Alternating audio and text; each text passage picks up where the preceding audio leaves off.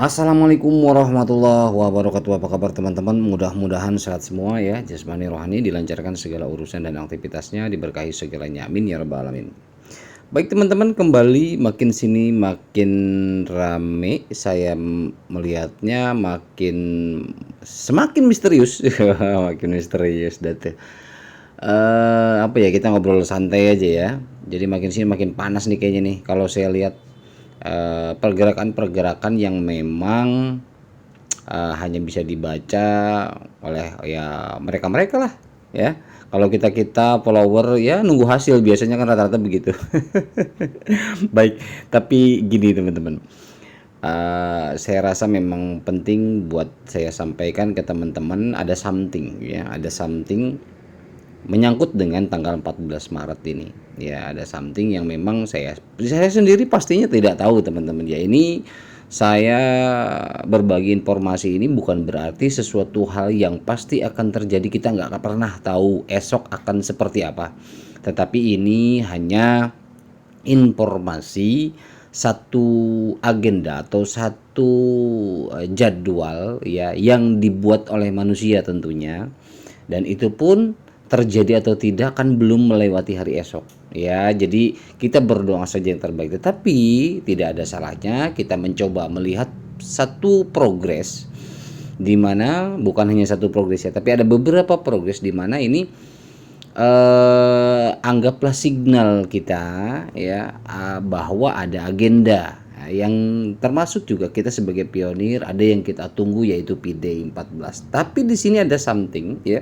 Ada something tanggal 14 Maret itu apa? Nah, kita diawali dari informasi akunnya atas nama Satoshi Nakamoto. Ini real atau betul? Tetapi yang pasti kalau yang dipoto ini ya saya coba, jadi gini, tetap saya menilai adalah antara hukum mungkin dan tidak mungkin. Karena kenapa? Karena ada video ya, video asli di wawancara yang sesuai foto ini ya. Dia mengatakan live di videonya muncul bahwa saya bukan apa-apa, saya bukan developer, saya bukan ahli komputer, tetapi saya ahli engineer. Nah, ada ya video menyampaikan seperti itu ketika heboh ya beberapa belas tahun yang lalu ya, diinformasikan, ada disebar videonya ya.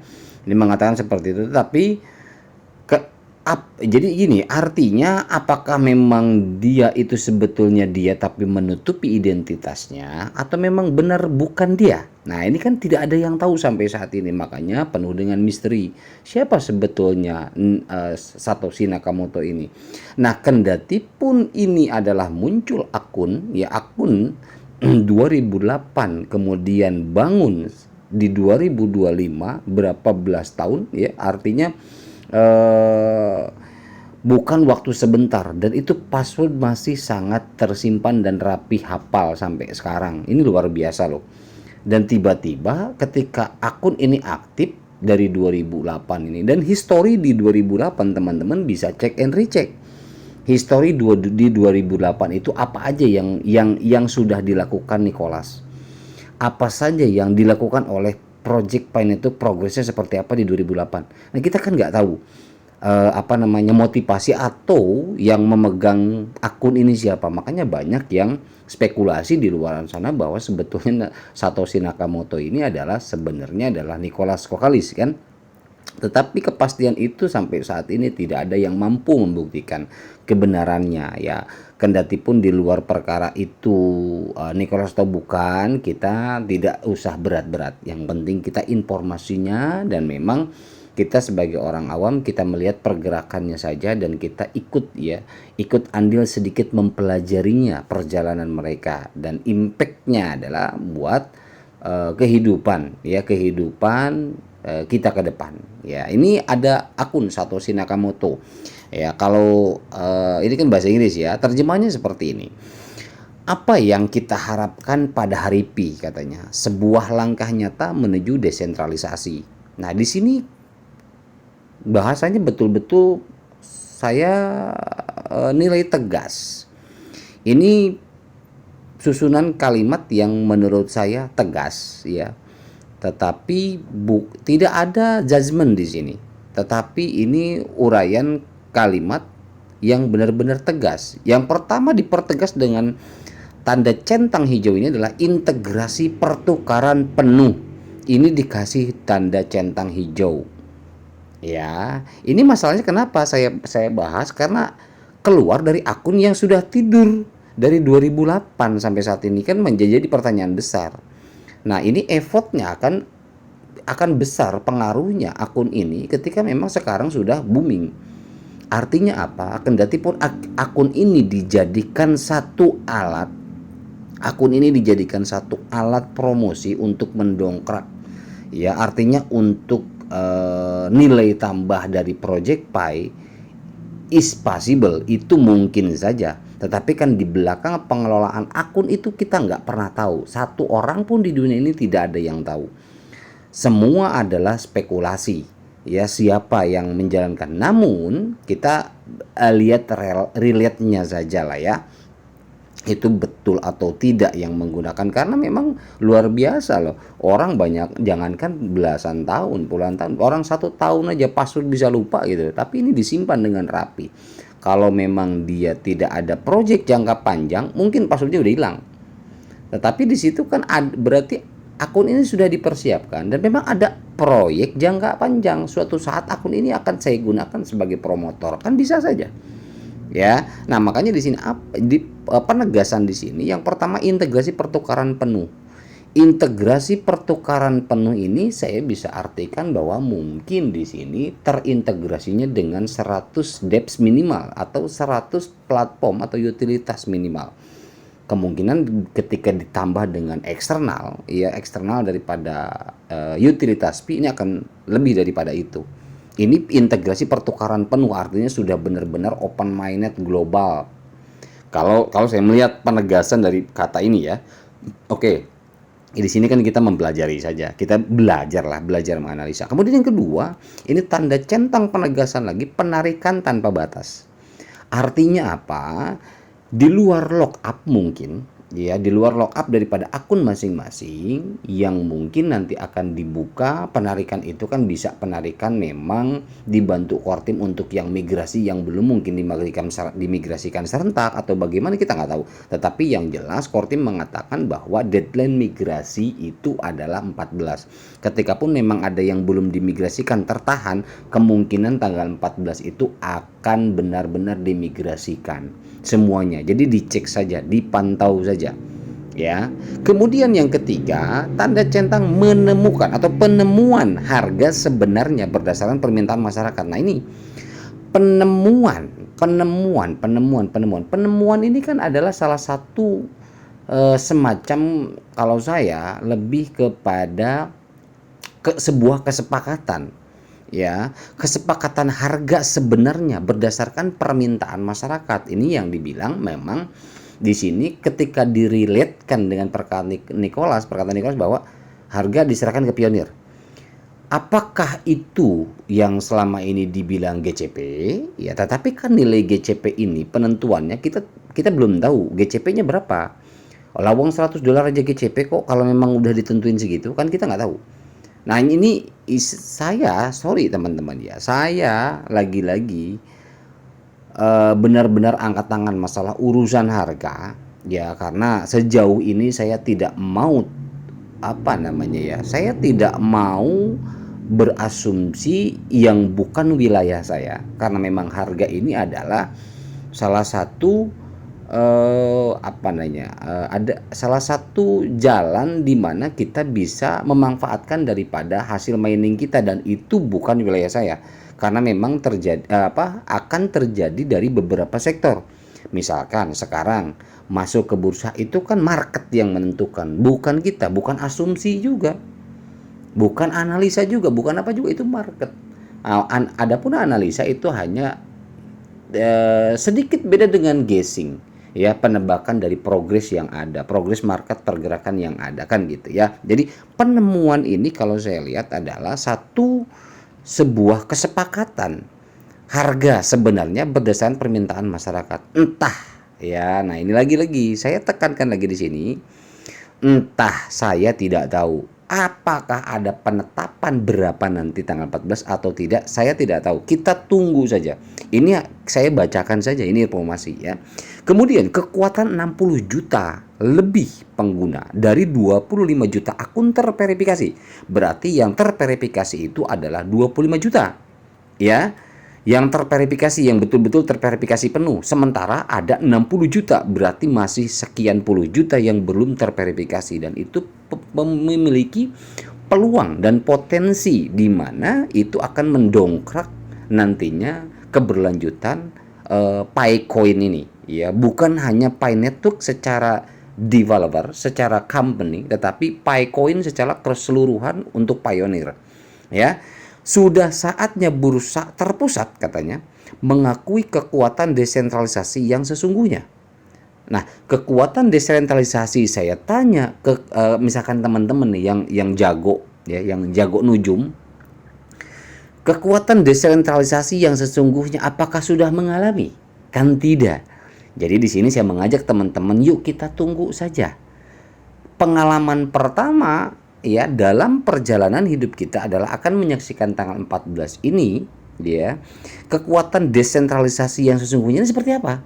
Karena satu orang pun di dunia ini saya yakin belum pernah mengalaminya. Ketika memang ini adalah jadi satu teknologi pelopor yang pencetus di awal kali. Jadi sebelumnya belum pernah ada. Nah, ini relate dengan omongan Nicholas. Jadi yang belum pernah ada sebelumnya, kata Nicholas seperti itu. Jadi kalau ada orang yang bilang bahwa, "Bang, desentralisasi itu begini begini begini. Tandanya begini begini begini." Ya kalau tanda mungkin iya, tetapi kalau disampaikan bahwa oh ini begini ini begini ini begitu, ya apa namanya? Nicholas saja yang profesor, doktor, sains komputer tidak mendetailkan seperti yang para ahli nujum di luar sana kan gitu. Ya jadi kita tunggu saja teman-teman. Jadi jangan terlalu banyak spekulasi. Tapi yang jelas kita punya satu harapan di mana akan ada perubahan yang akan kita menyaksikan sama-sama. Ini pengalaman hidup kita gitu loh.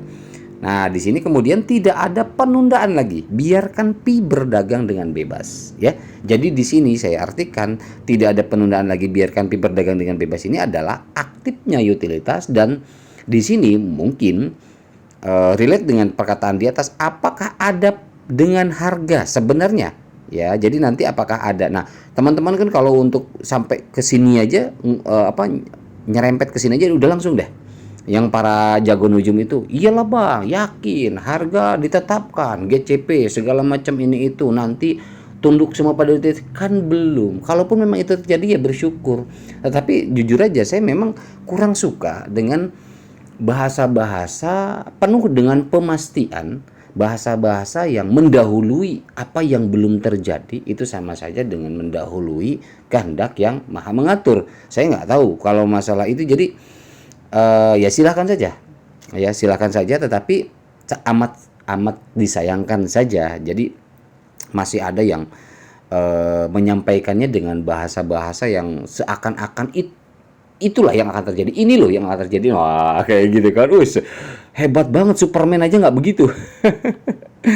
Oke ya. Nah, ini adalah satu harapan ya, satu cercah buat kita di mana ini insya Allah mudah-mudahan membuat kita gembira ria gitu ya, benar-benar di situ ulang tahunnya itu adalah ulang tahun yang benar-benar pesta. Amin. Oke, kita lanjut. Nah, di sini pada tanggal 14 Maret 2025 beberapa acara penting akan berlangsung di dunia kripto ya. Yang pertama jelas Hari Pi ya, ini akan 14 Maret 2025. Komunitas Pi Network di seluruh dunia menantikan perayaan Hari Pi pada 14 Maret 2025. Pada hari ini diharapkan, pada hari ini itu pada 14 ya. Pada hari ini diharapkan akan ada perkembangan signifikan dalam ekosistem Pi Network, termasuk kemungkinan transisi ke open mainnet dan peningkatan penggunaan Picoin dalam transaksi nyata. Artinya berarti di sini memang sudah betul-betul full diintegrasikan dengan 100 utilitas yang sudah disiapkan. Kemudian perkembangan ini berpotensi meningkatkan adopsi dan valuasi Bitcoin secara signifikan. Value artinya ya, nilai secara signifikan. Baik itu nilai dalam transaksi jual beli atau nilai dalam kontribusi para pionir memenuhi daripada transaksi di setiap platform atau utilitas yang ada, atau value daripada koin itu sendiri. Kita lihat nanti. Ini yang pertama ya, jadwal ketiga 14 Maret 2025. Kemudian yang kedua ada peluncuran RavenQuest dan dampaknya pada Immutable EMX ya. Immutable EMX dijadwalkan meluncurkan RavenQuest, sebuah MMORPG sandbox ya. Sandbox ini adalah satu teknologi yang memang dilibatkan juga oleh Core Team. Ya, sandbox ini ya. Pada 14 Maret 2000, kalau misalkan teman-teman programmer, yaitu mungkin paham lah sandbox itu buat apa dan seperti apa. Pada 14 Maret 2025 katanya ini ya. Peluncuran ini diharapkan dapat meningkatkan minat dan investasi dalam ekosistem IMX. Nah, ini token beda lagi, ini koin beda lagi ya. Tetapi ini dijadwalkan 14 juga, yang berpotensi mempengaruhi harga dan adopsi token tersebut. Selain itu, sepanjang bulan Maret 2025 ya, sepanjang bulan Maret di bulan ini teman-teman ya, terdapat beberapa acara dan perkembangan penting dalam industri kripto yang dapat mempengaruhi pasar secara keseluruhan. Meskipun tidak semua acara tersebut berlangsung pada tanggal 14 Maret, peristiwa seperti forum CFTC tentang aset tokenisasi, ya ini acara untuk forum CFTC ini. Kemudian KTT Kripto Gedung Putih ya, yang pada tanggal 20 Maret nanti ya, 20 atau 21 ya.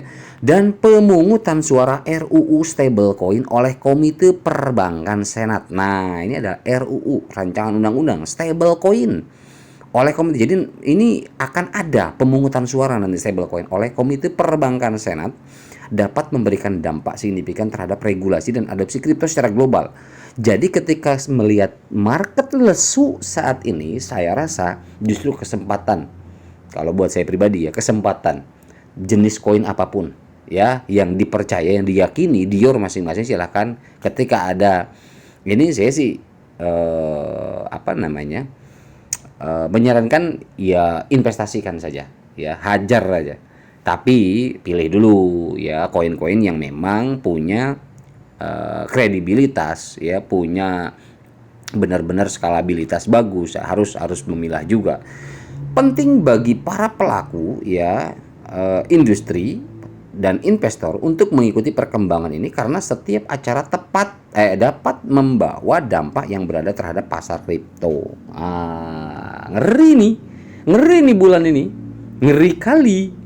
Nah makanya saya lebih baik silent ya, tidak terlalu vulgar menyampaikan apa yang akan terjadi, seperti apa bentuknya dan lain sebagainya yang disebut desentralisasi penuh dan apa riset global, kemudian apa segala macam, karena bukan wilayah saya, ada pakarnya, ada ahlinya. Sesuatu yang tidak disampaikan dengan bukan ahlinya saya, wong deso caangon saya isopo kan gitu. Artinya ya saya juga follower, ngikutin saja. Saya hanya pelajar, artinya kan gitu. Saya mempelajari, memahami, untuk apa ya? Untuk pemahaman saya, untuk pengetahuan saya, itu aja ya. Oke, kemudian kita lihat di ekosistem Panetuk di platform P-Browser, teman-teman silakan. Mungkin teman-teman masih ada yang menanyakan, kok masih ada tanda seru? Ya, kemarin ada dua malah, tanda seru kuning sama tanda merah. Wah, ada dua kan waktu itu. Dan sekarang cuma tanda seru doang. Sementara ini nggak ada. Map ORP berarti udah full 100%, sudah oke. Silakan saja dimanfaatkan. Berarti akurasinya sudah dapat untuk platform ini. Dan platform lain kenapa masih ada tanda seru? Ini ketika teman-teman klik dan lihat, ini hanya sekedar pemberitahuan. Kalau tanda seru seperti ini itu pemberitahuan di sini. Silakan baca saja sendiri, klik bahwa aplikasi ini dibuat atau dikembangkan bukan oleh Core Team itu saja. Tapi kalau saya melihat ini adalah sudah benar-benar full terintegrasi dengan Pi Network. Ya, artinya yang akan di launch nanti ya ini beberapa platform ini nanti silakan aja dimanfaatkan, dan patokan kita sebagai pionir adalah tetapi browser menggunakannya. Supaya apa? Yang pertama, tidak terlalu berat. Ketika pun ada aplikasi atau browser bahkan lebih rentan kalau browser di luar. Kita kan akan melibatkan daripada CoinPy. Jadi platform apapun, kita seolah-olah di aplikasi di handphone ini banyak banget aplikasi, tetapi cukup pintunya satu, yaitu Pi browser. Mau pakai aplikasi apapun, marketplace apapun, masuknya Pi browser. Kita tinggal cari kok, akses gampang kan gitu ya. Nah, ini jadi sudah ready dan sudah siap diluncurkan 14 Maret. Kemudian kita lanjut ke akun Nicholas Kokalis ya, dengan tanda tanya yang masih sama, yaitu ada something di tanggal 14 Maret. Kita lihat, sorry ini terlihat lobet ya, kita sambil cas ya teman-teman ya. Oke, nah ini kita sambil saya cas juga ini rekodnya ya, maklum karena dari tadi nggak berhenti ini dipakai terus. Oke, dan ini akun Nicholas. Ini kenapa following ya? Kebetulan memang ada yang jeli juga temen ya di grup sampaikan itu, coba diperhatiin. Kenapa? Bener juga sih. Following ini ada 41 menambah ya. Nah, di sini memang keterangannya juga sekarang lebih panjang, lebih lengkap. Di sini diinformasikan bahwa kepala teknologi Pi ya, ini adalah akun satu-satunya yang real, akun saya ya, akun saya yang real di X ya. Ini mynepi.com, the only real V, hanya satu-satunya akun core team real di X ya, di X ini. Jadi artinya tidak ada di luar ini, bukan punya Nicholas. Jadi inilah yang punya Nicholas ya. Nah, ketika kita klik following ini ada 41, ini luar biasa saya ngelihat teman-teman. Ya, penambahannya juga bukan orang biasa. Bukan orang biasa, jelas kalau sekelas profesor ya mereka juga rata-rata ambil orang penting saja. Yang penting yang punya kredibilitas, yang punya effort kerja buat dia sendiri, rata-rata ya begitulah kalau orang-orang pintar. Coba kita lihat. Di sini ada Papa Dimitro, ini juga ada penambahan baru. Saya pikir siapa ini? Saya lihat, oh ternyata ini integrasi dengan Facebook ya. Inilah yang megang kendali. Ini mungkin dijadikan core team juga mungkin di sana ya. Ini ada Michael Bernstein, ini dari Stanford juga. Di mana ini adalah gabungan dari asosiasi profesor ya. Jadi saintis komputer di Stanford University. Nah, ini Michael Bernstein juga. Jadi bukan orang biasa. Ngeri. Kemudian Parastu Abdahi, asisten profesor ini. Wow. Mengerikan ini. Ini dari Stanford juga, dan ini 3 orang ini Stanford ya. Ini ada Stellar, Pi Network ya. Kemudian di sini ada Ulu Penturs ya, direktur, managing director. Ulu Penturs di sini. Wow. Kemudian siapa lagi nih? Ini saya nggak tahu nih siapa, tapi di sini ada lebih dalam untuk masalah kalkulasi ya. Kalkulasi mungkin, apakah kalkulasi, coba teman-teman cek aja lah. Saya nggak begitu familiar untuk Eric Heckler ini, tapi salah satu core team kayaknya. Kemudian Tomer London, ini CEO founder ya daripada Gusto Haki katanya. Ini salah satu yang berhubungan dengan Facebook kalau ini. Kemudian Doug Whitman, ini CEO ya, founder CEO dari Grok. Nah, teman-teman kan suka pakai Grok tuh di Twitter ini. Nah, ini salah satu foundernya, ini Doug Whitman. Wes, ya ini diikutin juga, dan artinya ada satu relation, tapi ya itu urusan masalah akrab atau tidak ya mereka lah. Tetapi yang jelas ini di follow oleh Nicholas. Kemudian Naval, ini Naval saya nggak tahu.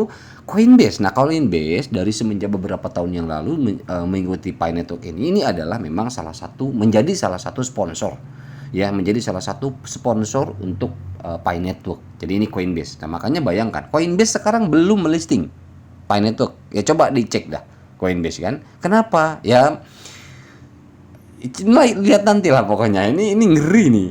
Kemudian Kraken juga. Nah, ini Kraken juga memang dari jauh-jauh hari. Dari mulai 2020 Kraken sudah muncul. Ya.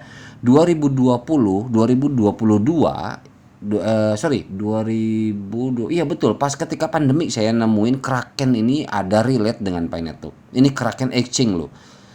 Ini Kraken juga likuiditas daripada exchange Kraken ini nggak bisa dianggap remeh. Ini luar biasa, besar juga ya. Kalau Ocoin saya nggak kenal, nggak tahu. Kemudian Tin Rapper ini juga nggak tahu. Ini founder daripada GFCVC, ZVC ya. Kemudian ada Vitalik ETH ya, Vitalik Buterin ya, bilangnya ya, Buterin ya, atau Buterin ya. Ini luar biasa. Ini muridnya Nicholas ya. Jadi ini, oh, waduh, orang-orang hebat ini. Kemudian ada Bill Gates, ada Benchmark. Ini Benchmark ini akun untuk advertising, periklanan, desain. Kemudian, nah inilah Benchmark. Kemudian Christopher Michael juga. Ini adalah fotografer ya. Kalau untuk Benchmark ini untuk nama-nama legalitas dan segala macam. Kemudian siapa lagi ini yang dua nggak kenal. Kemudian nggak tahu informasinya. Ini ada computer vision, wow, machine learning, AR, VR. Nah, ini dari Apple teman-teman. Dari Apple teman-teman, profilnya silahkan dibuka masing-masing, saya hanya kilasan saja. Kemudian Diva Nagnesi ini juga dari Apple. Kemudian ada StarX. Nah, StarX ini adalah satu company di mana dibangun oleh beberapa orang mahasiswa di Stanford University. StarX ini membawahi beberapa usaha-usaha kecil. Kalau di kita kayak model usaha-usaha mikro gitu loh. Nah, di bawah naungan StarX. Nah, ini StarX-nya USA sana. Ya, kemudian ini TJ. Nah, ini AI ya. Ini AI, pengembang AI. Kemudian Stanford Human Computer ini adalah akun persatuan daripada para ahli komputer Stanford ya. Kemudian ada Cheng Daofan, ini istrinya, ini yang Teresa nggak kenal, Manus nggak kenal. Ini ada Amazon, MTAG-nya, lagi-lagi Amazon. Saya dari dulu juga beberapa tahun yang lalu saya sampaikan, ini nggak bisa dianggap remeh pi itu karena kenapa? Karena di belakangnya itu ada siapa kan gitu. Ya salah satunya ini Amazon. Ya kemudian Facebook Meetup ya. Kemudian ada siapa yang bawahnya nggak kenal, saya nggak tahu. Oke, itu ya. Jadi apa namanya, what happen, apa yang akan terjadi, yang kita tahu Facebook ya lahir dari Stanford, Instagram, kemudian Apple, kemudian Microsoft, dan apapun itu banyak yang mendunia saat ini itu yang besar-besar rata-rata dari Stanford ya. Ya kita lihat aja nanti, ngeri lah pokoknya. Oke, kita lanjut. Nah, ini ada Binance ya, dari Binance teman-teman. Dia menyampaikan ada peningkatan Vectra Ethereum telah hadir. Temukan bagaimana pembaruan utama ini akan meningkatkan skalabilitas, keamanan, dan kegunaan. Memposisikan Ethereum untuk adopsi yang lebih besar dan potensi apresiasi nilai. Nah, sebetulnya memang sebelum-sebelumnya untuk relate antara Binance Smart Chain dengan Ethereum ini masih ada satu gap yang memang tidak semulus antara cross chain yang lain. Nah, makanya ini ada yang namanya Pascal Hard Fork. Pascal Hard Fork ini dijadwalkan tanggal 20 Maret bulan ini ya. Jadi pengumuman di Binance ini memang akan ada perombakan besar-besaran tanggal 20 Maret ini. Yang menyangkut apa? Menyangkut EVM ya, Ethereum Virtual Machine ya, yang disebut tadi Pascal Hard Fork. Jadi ada mungkin nanti ada sedikit maintenance, gangguan dan sebagainya mungkin ketika tanggal 20, yang jelas ada perombakan besar-besaran. Nah, jadi pertanyaannya what happened di bulan Maret? Walaupun memang tadi kan Satoshi Nakamoto bilang tidak pun tidak pun mungkin teman-teman meyakini, tetapi itu adalah penegasan yang menurut saya ini ngeri ya, luar biasa ya. Dan tadi ada informasi juga bahwa memang di bulan ini banyak sekali agenda-agenda besar yang memang diperuntukkan untuk perombakan teknologi ya, khususnya di bidang dunia cryptocurrency gitu teman-teman. Oke, ini yang terakhir teman-teman saya sampaikan bahwa dengarkan katanya ya, Pi Network ini dari Satoshi ya, dari akunnya Satoshi Nakamoto. Dengarkan Pi Network para pelopor ini untuk mereka yang mengatakan saya harus tampil di depan publik dan berbicara tentang Bitcoin dan membuktikan identitas saya. Tetapi tanyakan pada diri Anda sendiri pertanyaan ini. Dunia sudah tahu siapa saya, tetapi mereka membutuhkan kesesuaian dari mulut saya agar dapat menggunakannya untuk manipulasi pasar. Dan jika Anda termasuk pilihan saya, apakah Anda akan memberi mereka kesempatan itu? Tadi yang seperti saya jelaskan di awal ya, bisa saja akun ini adalah satu trik marketing. Ya kita nggak tahu.